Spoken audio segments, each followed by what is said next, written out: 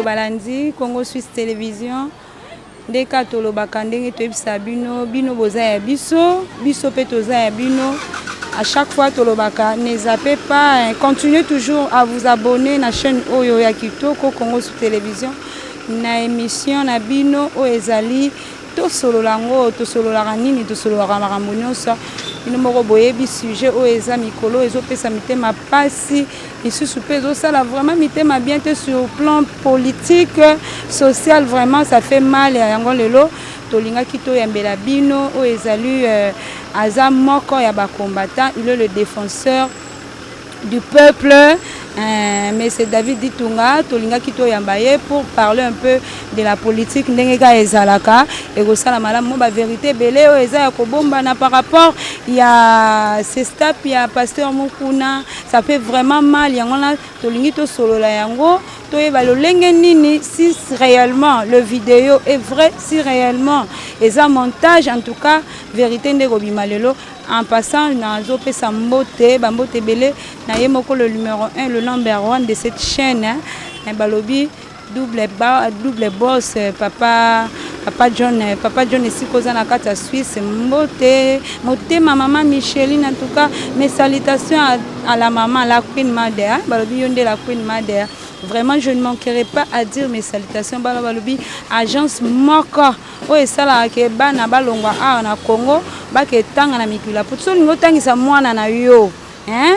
Malgré Covid-19, malgré coronavirus, nyonso R aussi la soro lingo tinda mwana na o, azo viser tidnya pété. Contacter agence Marial Service. Yangwana nde osala ke mwana na yo akezo ba connaissance ebele na mikila poto Chypre, Ukraine, Turquie. Donc, agence Ezaka Moko Mariel Service. Voilà, nous sommes là, moi, votre humble servante, Rachel Gikanji, au Nazolo Belamino Kolalelo, Lelo Nanina Yambelabino, un acteur. Yé Moko Aza Moto, Aza combattant, et il est aussi le défenseur du peuple, Ndenge Babenge Larae, David Ditunga, to Kobo Santé, Yo Moko Ose, Fongo la biso moi, Fon Anato Yamba invité na biso. Bonjour Ndeko David. Bonjour Maman Rachel. Nazana esengo makasi parce que lelo veki ko ya bangal susu na émission na yo ya Congo Suisse et puis na sengi d'autres personnes au Baibi David Tunga ba s'abonner massivement et puis kopé ça peut Colochen Mbote Sikazali et puis kopé ça peut Mbote na Jacques Kapinga Kabamba au Tamboka Belgique wapi azana likanisi kitoko. Oui, c'est que la diaspora tout va s'associer derrière cette vision. Il y a quoi investir dans Moka, dans Bisso. Parce que là, le lot avec pandémie, tout est bloqué. Nous mourons ensemble, nous vivons ensemble, nous mangeons ensemble. Alors, ce qui est le lot, tout le bikuno, et que Bablo Moussousou s'est manifesté, Bakolomboka, Balobi qui est noté, oh, Basengili Bavanda. Ezaka ba ressortissant alors son na ba diaspora pour na mboka na biso ekozala lolenge kan. C'est pourquoi nazali ko yebisa pe maman Charlotte Ndenga boss à Paris et puis ko yebisa pe Kulutu Alba Kambi la place pe azali na Kulutu Tanga Shikito Mushashino musée que base comptant à colonne de feu de sorte que nous bas s'associer peuple congolais et diaspora azali banda par rapport à l'expérience na bango to expertise na bango boya bo investir na mboka Congo. Pourquoi na koloba boye soko tali majorité ba banque eza toujours ba étranger soko tali majorité ba réseau ya communication eza toujours ba étranger soko tali majorité ya ba entreprise ozali ko prix ko ça ko zo ba prise en charge tayo ba négociation azali ko travail sous-traitance au monde que majorité eza kaka ba paye. Mais ce qui est arrivé que nos bande quoi na ba ju décision ya ko kende na bamboka na bango sori ya peuple congolais et kozalo lenge kani sori ya jeunesse kozalo lenge kani alors to ko senga na bango ke baya na mboka Congo ba investir ezali pona bolamu ya mboka na biso pe avenir malamu ya bana na biso. Voilà ba ndeko balandi bozo comprendre ndenge to bandi émission na biso En tout cas, ndeko David likamba pasi ya somo ya mawa ezo tala mamikolo oyo na ebiki oyebi yango eza vidéo ya moko ya évêque Mukuna. En tout cas, ça fait mal parce que ba serviteur baza na double baza na droit ya double honneur, mais lelo tozomona ba serviteur baza esusu na honneur wana te mutu quand même a salu que si jusqu'à ce que va salu que vidéo ya évêque Mukuna ebima et nakana yo oyo zali défenseur du peuple okolo banini. Est-ce que vidéo wana ils ont monté parce que ça fait un peu mal, ça fait vraiment mal. Merci beaucoup maman Rachel Namutuno Tuni. Il faut osala un étranger pour ne pas soutenir évêque Mukuna. Et puis par rapport à vidéo ils allaient circuler. Ezali montage au bazo benga deepfake oza déjà développé na ba pays mususu mais pas na biso. L'ennemi ya peuple, l'ennemi ya mboka oyo mettre fois bazali kokota na ba laboratoire pour na conduire na ba personnalité ya bato. Or il faut yeba keno bato ebele banebele bazana ba téléphone Android oyo à tout moment bazali ko consulter na internet. Mais les lotala ba ko publier ba biloko ndenge wana ezali d'abord comme un impact négatif na éducation bana na biso ezali vraiment malamu mingi te. Et puis na kende ko démontrer pour na kende musika te eza montage monté raté de toutes pièces. Et puis eloko oyo banguna basali parce que l'ité ya Mukuna eza non contre un individu eza par rapport ya système. So la majorité à l'institution, ils allaient incarner dans le FCC, ou ils allaient couvrir pour l'intérêt du peuple congolais. Ou ils allaient couvrir rien que pour l'intérêt de Bango, tout ça pour la Bango. Il y a les bosso. So est elongi wana. Bien sûr, bazu elongi. Mais lorsque ils ont un mouvement, ils ont salama, corporel, au monde que non, nous autres zones n'ingana, mais sauf muté zones n'ingana te. Wana élément el bosso. Yami balé.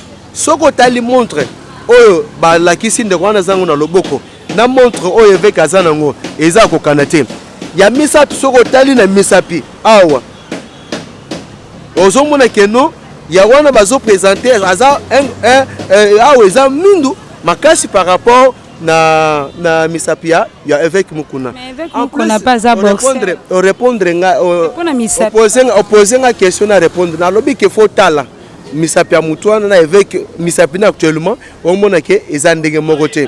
En plus, je ne sais même pas na esika lokola mutuka comment une personne responsable peut se déshabiller mobimba en plus de ça koltika pe ba vitre ya mutuka ezanini eza ko quitter ça osomona que eza vraiment montage pur et simple oyo bande ko basali pona ko nuire par manque ya argument oba lobaka na so eli ke banafanya rera moya grave. Lorsque ba parvenir comme ça le lokwana ba blender le sous makasi avec Mukuna il y en a autre il faut être un étranger pour ne pas soutenir avec Mukuna de avec un soutien total il y a David dit Tunga parce que comment vous pouvez imaginer na mboka oyo bato bazali ko rien que pour na ba intérêt na bango mais mboka avenir ya bana bafoué éducation bafoué et puis ba responsable. D'ailleurs, nazali ko ebisa bande ko nangai que o bazali ko se permettre pour ne kota la vidéo ne soit na kombo avec Mukuna. En tout cas, c'est un serviteur de Dieu à qui moi je ne peux pas porter un jugement sur lui parce que Bible en moko le but très clair. Qui est-il pour juger un serviteur d'autrui? Même s'il tombe cette fois, son maître a le pouvoir de le soutenir. Ça dit que dans matière étant un serviteur de Dieu, moi dans mboka nga na kocha commentaire sinon ko se rappeler na Bible na ba obano ba meka comme na ni dignité ya Noé malgré kamelaki masanga ils ont été punis par Dieu.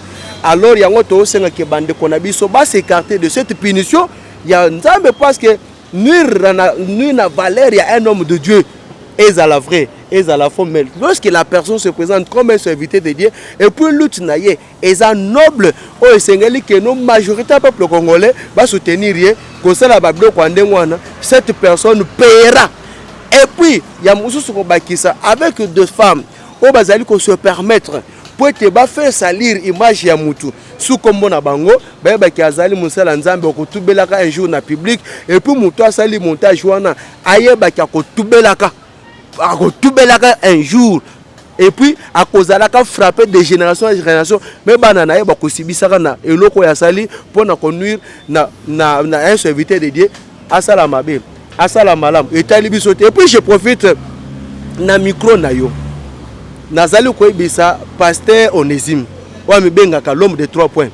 Comment vous pouvez imaginer que yo ba maté ya na yo il faut kaka o sa charge kaka likolo ba pasteur? C'est comme si que yo ozasin. C'est comme si yo sumu kakate. C'est comme si yo betaka le bakute. Ya ole kaka toujours quand pona ko déshabillaka basala nzambe lokola yo pona ko denosaka toujours mabe na bango. Mais muto abengi bino no surtout. Ezali nzambe ye moko ne muto akosambisa moko na moko. C'est comme si yo yebi nani akokota lola nani na kokota lola te. Alors biloko anezali malamu mingi te. Yepe abanda pe komona nga na nzela na ye parce que au moment maman il y a qu'un seul saint, c'est Dieu lui-même. Muto mokili akoki jamais kolobake wana ndaza mabe nga naza malamu te. Voilà, mais c'est David Ditunga, tozomona lutte il y a évêque Pascal Mukuna, oyazali vraiment patriotique lobby éveil, hein, lutte na eza éveil patriotique. Est-ce que na lutte wana azomima on a été que mais déjà ba problème pour ne bande déjà ba vidéo yango ebandi ko salama et to mona kinde kona biso ezali papa na ngai papa continue esika zali mbote belé papa continue azoka ba problème pour na makambo kaka yango yo kaka lelo to koti na pasteur Mukuna on a été que le début ebandi déjà mabe hein éveil patriotique ani ko mi mayepe na liwa papa wana mboka ngala ko méditer liwa ya vérité. Lutte na ye ezali noble. Et puis tant ozo beta lisolo ya archbishop Coutinho Fernando à qui je salue en passant. Il faut que le régime eza déjà changé. Ozo comprendre. Mais c'est Kabila n'est plus président. La personne qui est actuel chef de l'État c'est Félix Antoine Tshisekedi Fachi. Wapi azali ko garantir respect à la constitution. Wapi Maïnani avec Azali Kosala, c'est garanti par la Constitution que tout Congolais est libre de s'exprimer lorsqu'il se sent lésé. Et puis, la vie de tout un chacun de nous est garantie par la Constitution. Alors, tant que vous avez déjà, exemple, il y a Coutinho Fernando, na évêque, il faut que le régime a changé. En plus, Batumoussou Soubaleka na ba média kolokoye bisabiso que non, mais c'est Kabila c'est un Kassayen. Mais mutuana oya lobaki que non mais c'est baza Kassayen. Yemoko azana nationalité nini. Yemoko azana nationalité nini. Moi na mboka je vous dis le peuple congolais doit prendre conscience. Les jeunes il faut pas prendre conscience. Mboka na biso poete que nous devons se baser sur les principes de valeurs avec des hommes sincères et honnêtes. Mukuna za pauvreté. Mukuna azo lito azo sala eza pona famille na été eza pona ensemble le peuple congolais wapi badongolo misu chaque jour bako détournaka chaque jour bako yibaka ba valeur ya peuple congolais or que peuple congolais il faut de mériter na yango. Donc yo ndengo zano comme de défenseur du peuple zo soutenir éveil patriotique ya pasteur Mukuna évêque azana soutien nanga total boze la pré-confinement na mayo zo sala na mboka na biso. Lorsqu'il a secteur moko zo simbate au mona biso to kota na balabala pour na ko revendiquer les droits parce que biso ceux qui torata ko bénéficier bola mboka oyo mais pas bana na biso mais misa makaka te mona mwasi wana kombo mami abeti li solo vraiment bandeliti suka na ebite suko yoki yango pe hein abeti li solo ndenge yo moko yebi ndenge circulation li solo ngo pe ndenge tamboli mais li solo ngo soki pe tozo landela ngo bien ndeti ya solo nazawa na te pona na loba na likolo a mwana mwasi wana pona pese gaz. Moi je parle na o ezali valeur au ko faire développer mboka nanga et non à permettre mutu moko asali ba bêtise na banda koya pona loba na kombo na pese gaz et pas du tout ngablo wana le karaté wana za banti valeur. Elle payera au yemoko à semer. Est-ce qu'il a fallu causer là après autant de mois, autant d'années pour mettre sa vidéo wana to pour mettre ma makambo wana kala no so na zala ki pour na koloba ngote. Voilà, mais c'est dit Tunga parle hein yé à l'obaranaye hein peuple congolais bana poto vous comprenez que les solons ndengeza mais papa mais c'est dit Tunga ndenge et salami boye vidéo et pesami et salami et là on est au Congo il s'appelle congolais bas la confiance na bango moko. Na lobby qu'il faut être un étranger pour ne pas soutenir avec Mukuna. si vous êtes un vrai Congolais, l'ITNA est un noble.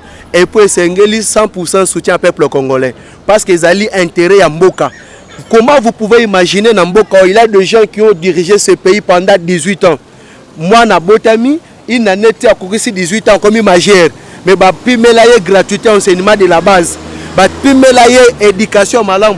Tala Mboka na biso etonda ba kuluna, ba shege, muto asilisi classe azad 6 licencié gradué, musala ko les cabine. Lobi kuna soki esimbite pona makambo assainissement, ba emesa wana basani, batumbi yango bazikisi yango. Azongi susko za la pauvre.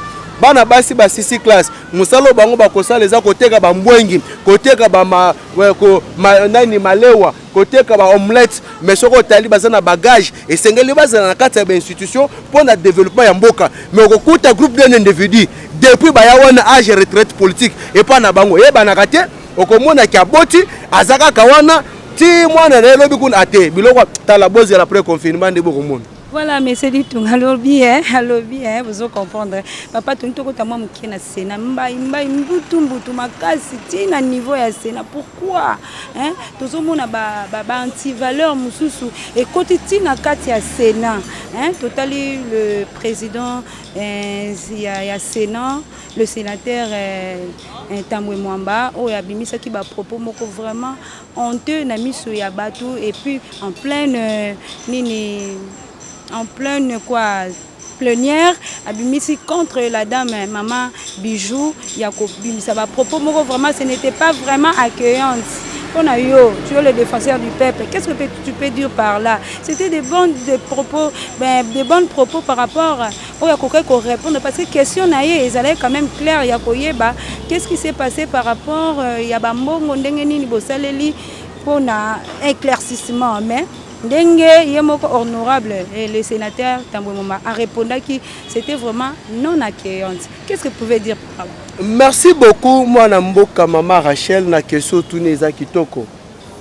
Mais M.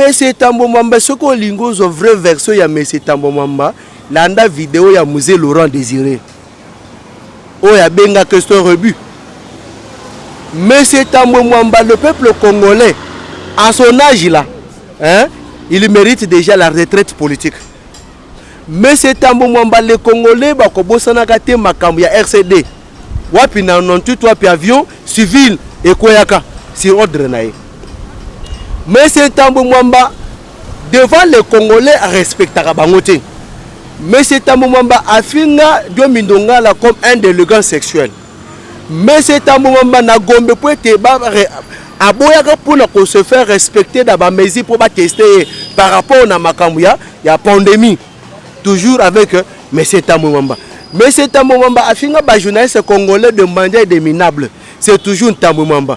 Mais M. Tambwe Mwamba, il peut abîmer dans d'autres. Abotami, c'est qui n'a libumu. Yaba begi moi c'est est-ce que madame la sénatrice Bijou Ngoya question na ya tunaki mabenango eza wapi? Yango to ko senga na ba procureur ba saisir dossier wana parce que mbongo bimaki 4 millions pour na ba faire réflexionner cette hémicycle wana ya Sénat. Mais par rapport na misala salami eza bongote et puis société ya ki ko sala ko réhabiliter ce que ce jiwana ceux qui se dit ça fou eza société gérée par qui? Et puis misolo bimaki combien? Parce que eza mbongo ya M. Tambwe Mwamba te eza mbongo ya trésor public.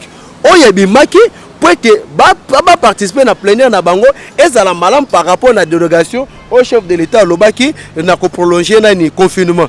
Mais comment vous pouvez imaginer mbongo bimi na trésor public o batbazo teka ba pondu o batbazo teka mai o batbazo kemba mais na taxe à l'État zo kende mais mbongo na bimi pose à la cause le service maman webi que depuis parlement en ekoti ezala assemblée nationale ezala sénat et depuis l'autre que déjà ceux qui des ango n'est-ce pas depuis bavanda wana nano totikala ko kabatikala ko voter lo mon côté aux alliés d'intérêt peuple exacté et puis institution locale la Sénat biso tobi que les institutions ya bato mayele mais comment quelqu'un biso to vandi biso tozo to landa mayeni nezali kolobama par rapport à l'intérêt à mboka. On a été surpris de voir M. Tambwe Mwamba ko bimisa balangage ya ko dénigrer une femme koloba que non, tu n'as pas la compétence et tu n'as pas une moralité. Mais yango na lobby. Mais comment cette institution, comme chambre haute, Yambo Cannabiso, peuvent égorger des gens non compétents, des gens sans compétence? Alors, et là, on ne va pas me mettre biso pour l'intérêt, il y a peuple congolais. Alors, il y a un autre conseil que non, mais c'est d'accord, c'est que non, maman Bijou, sénatrice, Aza, sénatrice local, la sénateur, Alexine Tamouamba, qu'elle porte plainte, sa famille peut aussi porter plainte, toutes les associations de femmes vont porter plainte. Et puis j'ai été étonné, dans mon femme de FCC, voilà. Au bazar, ceux qui 20, ceux qui 22, tout il y a collé dans les médias. Maman, vous avez le courage, il y a condiment. Oh, les kanaki na Sénat, parce que bataki binoté. Si peut-être que nous, et le Belouana, il y a M. Tamouamba, et ça qui est envers Bino. Toi, un jour, je crois qu'il y a une déplacement de conscience et comment quelqu'un qui a toujours été un donné des leçons, mais à ce moment-là, toujours un peuple congolais. Voilà. Et puis, je me pose une question. Tu vois que non? D'ailleurs, quand tu bilo razo salawana, et qui quand même que ça la passe, même quand qui s'asoni, n'a pas professeur no batangi ça y est. Parce que tu vois que nous, azabima juriste na Burundi, mais on a posé la question. Et juriste nini oyoka na Burundi avanda na institution ya mboka Burundi. Bwana mboka nazoe bisayo après confinement. Ditunga alobi na ye hein ya lobara na ye mais c'est ditunga to continuer moi muke parce que tozo chité déjà lolenge nini ozo monela eloko oyo ya procès ya ndeko na biso Vital Kamerhe aza du récap ya président de la République jusqu'à maintenant jusqu'à preuve du contraire na longwate procès kozala vraiment public yo zo loba o monela ndenge ni parce que il a dit qu'il a de vérité azana ba vérité wa ko loba puis ba vérité ana makambo ko bimatina présidence batu baza oya ko cité bana mboka nga David Ditunga ezene loko moko te ekoki peut-être ko bangisa ngai ou bien tout soit kozala eloko asikepa nanga OK peut-être lobi kuna na moni bande quoi hier nous se regrouper pour dire que non Félix n'avait pas gagné les élections et c'est le roi secrétaire on se comprend alors tout en oubliant que non ce n'est pas l'IDPS ndem taza plein il y avait quand. Et puis ce n'est pas le DPS de Mutakangi, nani VK. Alors aussi que moi je tiens à demander, na ba cadre ya IONC, batika kopé sa ba déclaration comme si bango baza ba juge, o baza déjà na verdict final par rapport na dossier. Parce que dossier o bakangeli nango na détention provisoire ya VK, ezali pour le programme de gens à 100 jours. Mais j'ai été étonné ya koyoka moko ya cadre, ya une seule Bakeno, il est aussi interpellé à cause de Maramba 15 millions. Vous voyez, en plus Kolobakeno, Basali démarche plusieurs mois. Bon, on a évité ceux qui veulent qu'à la prison, Makala Sabet a déjà 5 mois. C'est pour vous dire que lorsqu'on fait des déclarations pareilles, ratées, elles allaient vraiment mal à Moumingité. Bon, je n'ai pas trop de commentaires à faire là-dessus. Tous là, les 11. Et puis c'est au juge qui a décidé. Si vous avez la public, c'est au juge qui a décidé que nous, ils ont transmis na télévision. Bon, ils ont détournement, ils ont la télévisée. Alors, que le peuple congolais, Azamwa na mukeke. Azaye morote alobi liste, singezamwa mulai, singama tembele. On ne permettra pas que nous, le peuple congolais, va souffrir. Mais tout le monde a battu mususu na banda kuna bango ba ko mesurer mopiko ya ba dollar na ba ko mesurer on a te abana na bango wana biso to ko linga ngote nous tous on est des Congolais nous devons quand même mériter richesse en mboka na biso et nous la prise en otage par groupe d'un individu ou bien par un individu. Voilà, nous sommes vraiment à la fin hein, mais c'est Ditunga David Ditunga tolingi opesa mwa mo ya fin na yo oyeko et surtout pour l'encouragement, s'il faut le dire, pour l'évêque Mukuna et puis le peuple congolais, comment ils doivent se comporter par rapport à la vidéo. Moi, numéro de téléphone, et que ça, absolument malam. Pour la makamuya évêque na ABC peuple congolais, au bazar libanda tokati ke balanda distraction wanate. Eza distraction bazolinga ba détourner biso na vrai makambu. O biso tozana ngoposa ke esala manamoka na biso. Alors na ba déclaration évêque oaza mone kazana ba élément ya contredire média ezali so ba kosenga débat contradictoire Aïe pas Alexis Baïlema na ici et non que par manque d'argument OK au sali montage toute pièce et puis pour moi so bimi bando c'est là que non tant bando attaquer bato FCC pour je tiens quand même à dire quelque chose bato belé ba lo ba que non azaka na FCC oh mendeko ça tape azala na nzambe est-ce que nango ebité que ça tape azala na nzambe pesa pe ba mbongo na renaissance na lobi boye na lobi kutu ademantaka aloba keno atikala kopeseve kumbongo te mpona makambo ya renaissance c'est-à-dire totika kokosa mukuna défend le peuple mais là les gens oyo bazali kodéfendre mutu et déjà bakomba mibale keseni lui défend l'intérêt ya peuple mais bamosusu azali kodéfendre mutu ozo comprendre alors nayebi te mutu wana ntango ayaka na combien lelo akomi na combien peuple congolais aza na combien qu'est-ce que l'État a combien moment nous sommes seul pays au monde wapi bato baza ba riche mais qu'est-ce que l'État est vide seul pays au monde et puis tokangi maboko boze la après confinement c'est David Itunga on peut ce numéro T numéro ya téléphone est plus 243 82 283 22 25 na bandeli plus 243 82 283 22 25 et appel numéro WhatsApp nanga toute personne qui aura besoin ya ko soutenir Ditunga azawana un autre membrier pour ngana nga membrier matin tant quand je dis membrier allez plus vite comprendre de quoi nazo linga sanine na loba pour na dossier ya Alexis Tambamba madame Bijou ngoya la sénatrice doit aller jusqu'au bout de sorte que nous ba droit na ye justice étant lié que mibeko. Alors, par rapport à la pandémie, nous devons toujours respecter les mesures, mais il y a des policiers qui sont congolais, masque, mais il y a des gens. Alors, et puis, nous avons fait information dans VPM JB Kankonde. Au Meko Koko Tata, na moi qui moko ya kibola bola. Au Meki ko beta tour na au revoir Kinshasa. Même pas 22h 23h. Au moins combien bazo kota, au moins combien bazo bima.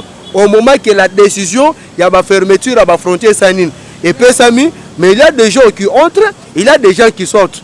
Alors, sans pourtant qu'on respecte les mesures prises par le chef de l'État. Voilà, c'est encore une information pour nous. Hein. Merci vraiment, David Itunga.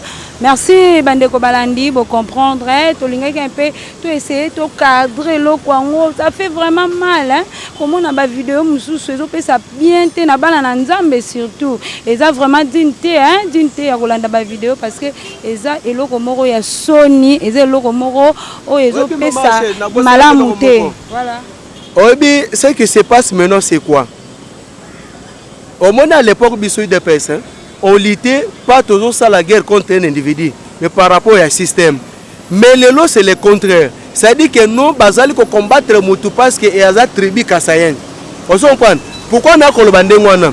To mona vidéo ya mwana ya jangenda kisolokeli wapi mwasi na yemo kwa kangaye na mwasi wapi na hotel na poto. Mais etikala ko circuler donc les autres sanine. Les autres circuler pona avec mukunate.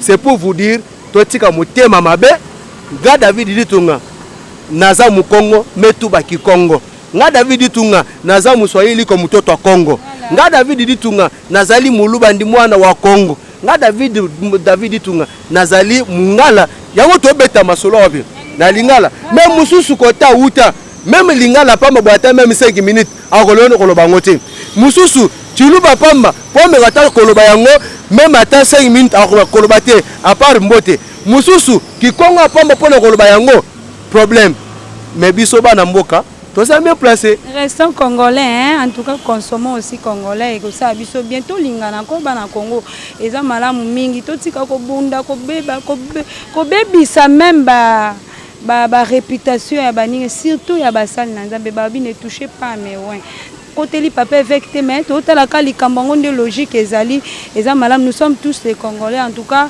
nous devons un peu essayer ya kolinga na biso ba congolais merci je dis merci à mon caméraman hein, Osé Mido merci beaucoup pour toi parce que ba image a boyé à mon réalisateur là où vous êtes merci beaucoup merci nanga à mon superviseur Papi le Congo et si kozali papa Bambo Tebele mais le grand remerciement à mon chef Balobi le double boss hein?